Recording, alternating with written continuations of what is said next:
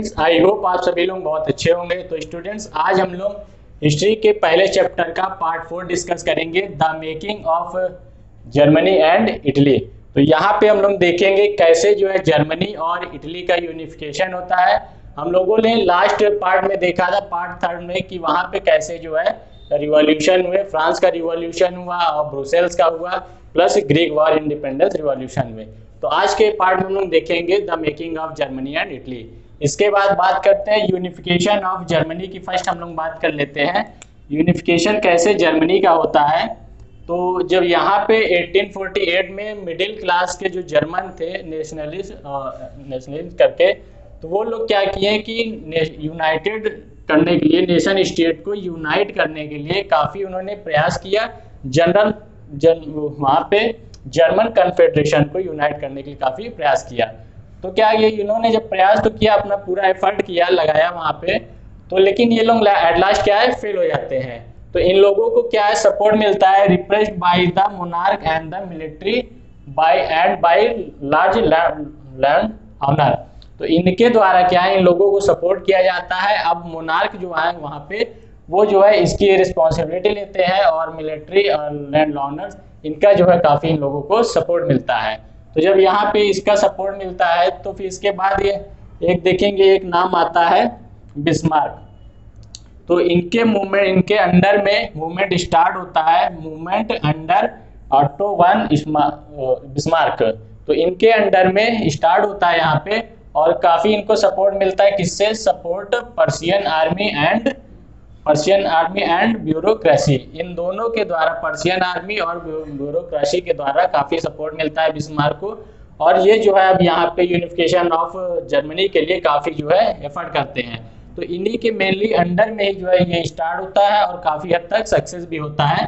फिर इसके बाद हम लोग देखेंगे ऑटोमन बिस्मार्क जो थे, इनको जो है काफी जो है पॉपुलर थे, और एक जो है आर्किटेक्ट ऑफ जर्मन कहा जाता है। तो इन्होंने जो है स्टार्ट किया, और प्लस इन्होंने 7 ईयर वॉर, 7 साल तक इन्होंने लड़ाई लड़ी। किसके लिए? जर्मनी के लिए। और किससे किससे लड़ी देखेंगे हम लोग, ऑस्ट्रिया, डेनमार्क और फ्रांस से। इन 3 कंट्री से बिस्मार्क ने 7 साल तक लड़ाई लड़ी, और इनको सपोर्ट काफी मिलता ही रहा, जैसा कि हम लोगों ने डिस्कस कर ही चुके हैं। फिर जब सपोर्ट मिलता है, तो इन्होंने 7 साल तक जो लड़ाइयाँ लड़ी, काफी हद तक इसमें सक्सेस भी हुए। पहला देखेंगे हम लोग, जो फाइट इनकी लड़ाई थी, वॉर हुआ था, वो डेनिश पर्शियन वॉर कहलाता है, क्योंकि ये जो है डेनमार्क के साथ हुआ था और पर्शियन के उससे हुआ था, जो कि 1864 में हुआ था। इसके बाद हम लोग सेकेंड वॉर को देखते हैं, तो जो कहलाता है ऑस्ट्रो पर्शियन वॉर, ये 1866 में होता है, और ये भी जो है ऑस्ट्रेलिया और जर्मन के बीच में होता है। प्लस थर्ड हम लोग देखेंगे फ्रांसो पर्शियन वॉर, ये जो है थर्ड वॉर होता है, जो कि 1870 से 1871 में होता है। तो ये तीनों वॉर जो है ऑटोमन वन बिस्मार्क के अंडर में लड़ी गई, और काफ़ी जो है इसमें इन्होंने जो है अपना विक्ट्री पाया, जीता। प्लस फिर जब ये इन तीनों वॉर को जीत लेते हैं, तो इनका क्या होता है, जनवरी 1871 में, इसको आप लोग याद रखना है ईयर को, विलियम फर्स्ट को जो है बिकम जनरल एम्परर, विलियम को जो है बिकम जनरल एम्परर बना दिया जाता है। तो इन तीनों को वार काफ़ी जो है महत्वपूर्ण रहते हैं, और ये 7 साल तक जो इन्होंने वार लड़ा, ये काफ़ी इनके लिए महत्वपूर्ण हो जाता है इस वजह से। और प्लस देखें, इनका जो नाम रहा है वो आर्किटेक्ट ऑफ जर्मन इसलिए पड़ा, क्योंकि काफ़ी जो बेस प्लान होता है इन्होंने ही तैयार किया था, इस वजह से इनको जो है आर्किटेक्ट ऑफ जर्मन कहा भी जाता है। तो इस बात को हम लोग देख चुके हैं। अब देखेंगे हम लोग यूनिफिकेशन ऑफ इटली को।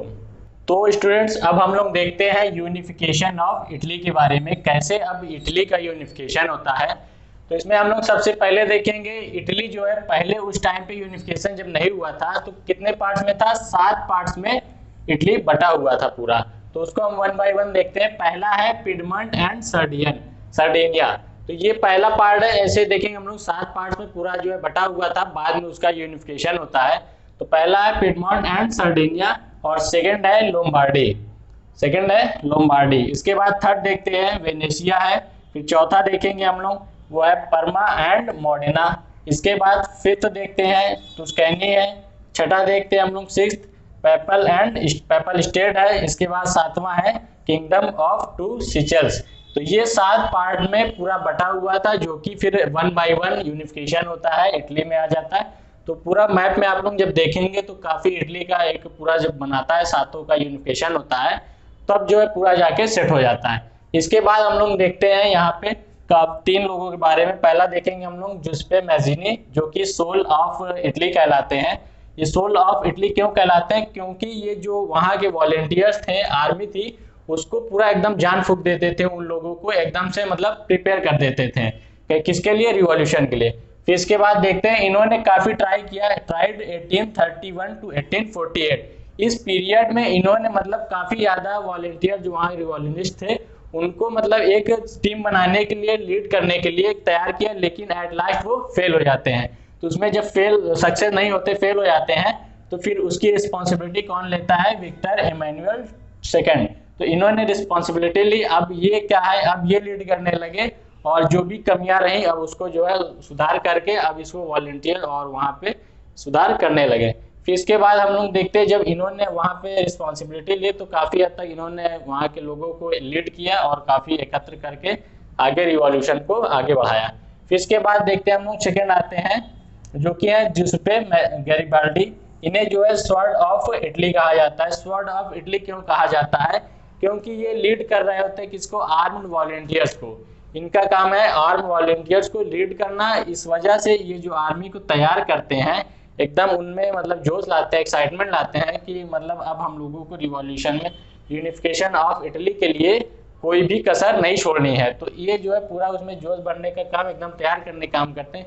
इस वजह से इनको स्वॉर्ड ऑफ इटली कहा जाता है। इसके बाद हम लोग देखते हैं ये इन्होंने लीडेड आर्म वॉलेंटियर, तो ये आर्म वॉलेंटियर्स को लीड करते हैं। और ये क्या होते हैं, जो ये आर्मी होती है, इनकी जो वॉलंटियर्स होते हैं उनको रेड शर्ट्स कहा जाता है, क्योंकि वो रेड शर्ट पहने रहते हैं और आर्मी में एकदम फिट रहते, तैयार रहते हैं, तो इस वजह से इनको रेड शर्ट कहा जाता है। इसके बाद हम लोग देखते हैं नाम आता है जो थर्ड है, काउंट कैमिलो डी कैवर। ये भी काफी ज्यादा इंपॉर्टेंट है, काफी ज्यादा पॉपुलर व्यक्ति थे। क्यों थे? क्योंकि इन्होंने इटली को जो है यूनाइट करने का काम किया था। इस वजह से इन्होंने काफी जो है, और इनका एक नाम जो है पढ़ा, 2-3 नाम इनके पढ़े। जैसा ये फर्स्ट हम लोग देखेंगे बिस्मार्क ऑफ इटली, जैसे कि बिस्मार्क ऑफ जर्मन इनका नाम दिया गया था, तो वैसे यहाँ पे देखेंगे इनको बिस्मार्क ऑफ इटली कहा जाता है, क्योंकि इन्होंने, इनको भी आर्किटेक्ट वहाँ का काम करते थे। जैसे कि वहाँ पे देखेंगे वो थे, उनका नाम था, प्लस यहाँ पे देखेंगे इनको बिस्मार्क ऑफ इटली कहा जाता है, प्लस ब्रेन ऑफ इटली भी कहा जाता है, क्योंकि पूरे इटली को यूनिफिकेशन के लिए काफ़ी जो एक बेस प्लानिंग होती है, इनमें काफ़ी इनका जो है रोल रहा था और इन्होंने इटली को जो है यूनाइट किया था। फिर हम लोग देखते हैं जब काफ़ी जो है अपना अपना तैयारी करे रहते हैं रिवॉल्यूशन के लिए और यूनिफिकेशन के लिए इटली के, तो अब इसमें जो है सबसे बड़ा नाम आता है जब इन्होंने काफ़ी फाइटिंग की और 1861 में इन्होंने उसको सफल हुए उसमें, तो Victor Emmanuel became king of Italy. तो विक्टर इमैनुअल सेकंड को इटली का किंग बना दिया जाता है और यहाँ से यूनिफिकेशन ऑफ इटली कंप्लीट हो जाता है। तो पहले तो देखेंगे हम लोग यहाँ पे काफ़ी ज़्यादा मतलब रूलर थे, सबसे मेन रूलर थे तो ये था ऑस्ट्रेलिया जो रूल कर रहा था, बाकी सबके अलग अलग रूलर थे। आप सभी 6 पार्ट के देखेंगे, सभी के अलग अलग रूलर थे वहाँ पे। तो हम लोगों ने इस पार्ट में देखा कैसे यूनिफिकेशन होता है इटली का और क्या रोल रहा जुसेप्पे मैज़ीनी का, जो कि सोल ऑफ इटली कहलाए। और इसके बाद इन्होंने ट्राई तो बहुत किया, काफ़ी कोशिश की कि इटली को जो है यूनाइट किया जाए और वहाँ के जो वॉलंटियर्स थे उनको लेकर चले, लेकिन सक्सेस नहीं हुए, फेल हो गए। तो फिर विक्टर इमैनुअल सेकंड ने इन्होंने अपना रिस्पॉन्सिबिलिटी ली। फिर हम लोगों ने देखा सेकंड जो कि जुसेप्पे गैरिबाल्डी है, तो इन्हें स्वॉर्ड ऑफ इटली कहा जाता है और इन्होंने आर्म वॉलंटियर्स को प्रिपेयर किया, रेडी किया, और जो कि रेड शर्ट कहलाते थे। फिर हम लोगों ने देखा कि काउंट कैमिलो डी कैवियर जो कि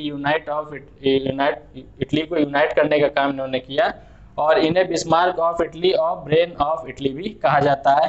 फिर हम लोगों ने देखा कि विक्टर इमैनुअल को बना दिया जाता है इटली का किंग। फाइनली कब बनाया जाता है? 1861 में। इसके बाद हम लोग देखते हैं कैसे जो है यूनिफिकेशन ऑफ होता है इसका, ब्रिटेन का। तो हम लोग अब देखते हैं यूनिफिकेशन ऑफ ब्रिटेन के बारे में, कैसे ब्रिटेन का यूनिफिकेशन होता है। तो जैसे हम लोगों ने पीछे देखा कि जर्मनी और इटली का एक लॉन्ग प्रोसेस था वहाँ पे यूनिफिकेशन में, और प्लस वो जो है काफ़ी समय तक चला ही। लेकिन ब्रिटेन के केस में हम लोग देखेंगे तो ये जो है शॉर्ट में नहीं था, काफ़ी ये भी लॉन्ग चला। और वो तो एक मतलब रिवॉल्यूशन वगैरह उसमें हुआ, यहाँ पे रिवॉल्यूशन कोई खास हुआ नहीं। यहाँ पे क्या हुआ, पॉलिटिकल थ्रू हुआ, और पॉलिटिकल के बेस पे यहाँ पे जो है यूनिफिकेशन हुआ ब्रिटेन का। इसके बाद हम लोग देखेंगे no nation state before 18th century. वहाँ पे क्या है कि वहाँ पे तो कोई भी मतलब ऐसा नहीं था कि नेशन स्टेट, 18th सेंचुरी से पहले कोई भी नेशन स्टेट यहाँ पे नहीं था। यहाँ पे क्या था, इंग्लैंड है, स्कॉटलैंड है, वेल्स है और आयरलैंड है। ये चार अलग अलग रीजन थे, सबके अपना अपना अलग कल्चर था, और वहाँ पे सभी लोग अपनी बोली, लैंग्वेज है, इन सब चीज़ों को बोला करते थे। लेकिन यहाँ पे देखेंगे जब चारों आए अलग अलग थे, जब सबकी अलग अलग बोली थी, अलग अलग कल्चर था, तो क्या हुआ कि इसके बाद एक्ट ऑफ इंग्लैंड ने क्या हुआ, सबसे पहले हम देखेंगे इंग्लैंड ये ज़्यादा जो है डेवलप हुआ, इंडस्ट्रियलाइज हुआ। और सर इसी यही जब सबसे पहले जब हुआ तो इसके बाद धीरे धीरे यहाँ पे यूनिफिकेशन होना स्टार्ट हो गया। तो इंग्लैंड ही सबसे पहले फॉर्म हुआ था। इसके बाद फिर क्या हुआ कि स्कॉटलैंड ऐड होता है, फिर इसके बाद वेल्स भी इसके साथ ही ऐड हो जाता है स्टार्टिंग में, फिर इसके बाद आयरलैंड ऐड होता है। तो देखेंगे हम लोग इसका, आप लोग देखेंगे फ्लैग, तो कैसे चार तरह के फ्लैग है जो स्टेप बाय स्टेप बनते जाते हैं, जो पूरा कहलाता है यूनाइटेड किंगडम ऑफ ब्रिटेन। तो उस फ्लैग में आप लोग फ्लैग के थ्रू समझ भी सकते हैं। तो इस तरीके से जब यूनिफिकेशन होता है तो फिर इसके बाद एक्ट ऑफ यूनियन पास होता है 1707 में। जब ये एक्ट पास होता है तो इसके बाद ही इंग्लिश पार्लियामेंट में, कहाँ पास होता है ये ध्यान रखना है, पास होता है इंग्लिश पार्लियामेंट में। तो इंग्लिश पार्लियामेंट में 1707 में जब ये पास होता है, इसके बाद ही इंग्लैंड सेटअप होता है। सबसे पहले इंग्लैंड, फिर वेल्स, इसके बाद स्कॉटलैंड और आयरलैंड। इसके बाद हम लोग देखेंगे जब ये सेट हो जाता है तो अब यहीं से यूनिफिकेशन होने लगता है किसका, ब्रिटेन का।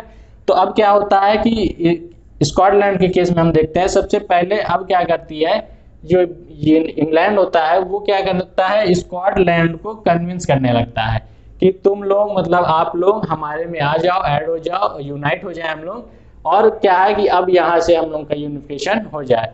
लेकिन क्या है, स्कॉटलैंड को कुछ मतलब रिस्ट्रिक्शन लगाए जाते हैं, जैसे कि हम देखेंगे not allowed to speak their language. उन लोगों को, स्कॉटलैंड को अपनी स्कॉटिश लैंग्वेज बोलने के लिए रिस्ट्रिक्ट किया जाने लगा। और साथ ही क्या कहें, wear not to wear national dress. वहाँ की जो स्कॉटिश की मतलब नेशनल ड्रेस थी, अब उसको भी पहनने नहीं दिया जा रहा था कि आप लोग अपने कंट्री का नेशनल ड्रेस नहीं पहन सकते हैं। तो ये दोनों रिस्ट्रिक्शन जब लगाने लगे तो वो कन्विंस नहीं हो रहे थे, बट एट लास्ट क्या है, उनको कन्विंस होना पड़ा और जो है यूनिफिकेशन होता है। फिर इसके बाद हम लोग देखते हैं आयरलैंड के केस में जब ये ऐड हो जाता है, फिर इसके बाद आयरलैंड को क्या करते हैं, ये कन्विंस करने लगते हैं। तो आयरलैंड में क्या होता है कि दो तरह के जो है वहाँ पे डाइवर्सिटी होती है, दो तरह के वहाँ के लोग होते हैं। पहला क्या है कैथोलिक, और सेकंड क्या है प्रोटेस्टेंट्स। तो कैथोलिक कौन होते हैं, वहाँ पे आप देखेंगे काफ़ी ज़्यादा यही दो टाइप्स के लोग मिलते ही हैं। तो इनकी मेजॉरिटी ज़्यादा होती है, मतलब ये ज़्यादा होते हैं, वहाँ पे ज़्यादा पॉपुलेशन होती है इनकी। फिर सेकंड जो है प्रोटेस्टेंट, इनकी ये माइनॉरिटी होते हैं, मतलब इनकी पॉपुलेशन कम होती है। तो क्या है, जब ये दो टाइप्स के वहाँ के लोग थे तो इनको क्या है, प्रोटेस्टेंट को इनको जो है सपोर्ट मिलता है किसका, इंग्लैंड का। प्रोटेस्टेंट को इंग्लैंड का सपोर्ट मिलता है, और ये इनके सपोर्ट किसके खिलाफ ये सपोर्ट करता है, इंग्लैंड कैथोलिक के खिलाफ। इनके अपोजिट में इंग्लैंड सपोर्ट करता है प्रोटेस्टेंट को। और फिर इसके बाद जब ये इनको सपोर्ट करने लगा तो फिर यहाँ पे एक नाम आता है वोल्फ टोन। तो वोल्फ टोन जो है क्या करते हैं कि ये जो है सपोर्ट करते हैं कैथोलिक को, क्यों, क्योंकि ये भी एक खुद कैथोलिक थे। तो इन्होंने कैथोलिक को सपोर्ट किया, और काफ़ी जो है इंग्लैंड के अपोजिट जो है इन्होंने प्रयास भी किया, रोकने की कोशिश किया, बट एट लास्ट वो फेल हो जाते हैं 1798 में। तो अब 1798 में जब वो फेल हो जाते हैं तो फिर क्या होता है कि यहाँ पे इंग्लैंड मतलब वहाँ पे ज़्यादा सक्सेस होता है, विन करता है। इसके बाद इन 1801 फॉर्म्ड यूके, 1801 में यूके जो है फॉर्म हो जाता है, मतलब कि आयरलैंड भी अब उसमें ऐड हो जाता है। तो 1801 में यूके फॉर्म होता है। फिर इसके बाद हम लोग देखते हैं जब 1801 में यूके फॉर्म हो जाता है तो इसके बाद द ब्रिटिश फ्लैग, मतलब कि अब जो ये ब्रिटिश फ्लैग होता है वो उसका जो है मतलब यूनिफिकेशन होता है और उसका जो है चलता है आगे। फिर इसके बाद नेशनल एंथीम वगैरह भी जो है इंट्रोड्यूस होता है, जो कि होता है God save our noble thing. ये नेशनल एंथम है वहाँ का, तो ये भी जो है इंट्रोड्यूस होता है, नेशनल फ्लैग इंट्रोड्यूस होता है। फिर इसके बाद हम लोग देखा कि जैसा कि पूरा ये क्लियर हो गया है, इसके हम लोग ने देखा कि यूनिफिकेशन ऑफ ब्रिटेन में कैसे जो है यहाँ पे स्टेट होता है, पहले नहीं था। फिर इसके बाद 4 तरह के वहाँ होते हैं, 4 कंट्रीज होते हैं, लाइक इंग्लैंड है, स्कॉटलैंड है, वेल्स है और आयरलैंड है। ये चारों थे, अलग अलग थे। फिर 1 बाय 1 इनका यूनिफिकेशन होता है, ऐड होते जाते हैं। 1701 में पास होता है इंग्लिश पार्लियामेंट में एक्ट ऑफ यूनियन 1707, इसको आप लोग याद रखना है। और फिर स्कॉटलैंड जो है सबसे पहले, वेल्स तो ऐड ही हो जाता है इंग्लैंड के साथ ही साथ, फिर स्कॉटलैंड को ऐड किया जाता है। कुछ रिस्ट्रिक्शन लगाए जाते हैं, जैसे कि लैंग्वेज नहीं बोली जाती है और नेशनल ड्रेस नहीं पहनने दिया जाता है। फिर हम लोगों ने देखा कि आयरलैंड को फिर कन्विंस किया जाता है, जहाँ 2 टाइप के लोग होते हैं, जिनकी मेजॉरिटी माइनॉरिटी होती है, तो इनको सपोर्ट करता है इंग्लैंड, सपोर्ट करता है, और इनको जो है वोल्फ टोन सपोर्ट करते हैं। एट लास्ट वोल्फ टोन जो है फेल हो जाते हैं 1798 में, तो फाइनली 1801 में यूके फॉर्म हो जाता है। फिर हम लोगों ने देखा जब यूके फॉर्म हो गया तो नेशनल फ्लैग भी जो है इंट्रोड्यूस होता है, प्लस नेशनल एंथम इंट्रोड्यूस होता है। तो आई होप आप लोगों को जो है समझ में आ गया होगा, ये पूरा पार्ट समझ में आया होगा। अब इसके बाद हम लोग पार्ट 4 डिस्कस करेंगे। आप लोग वीडियो को लाइक करें और कमेंट करें, अपने दोस्तों में भी शेयर करें, जिससे हम लोगों को मोटिवेशन मिले, वो लोग भी इसको पढ़ सकें। तो मिलते हैं नेक्स्ट पार्ट में, धन्यवाद।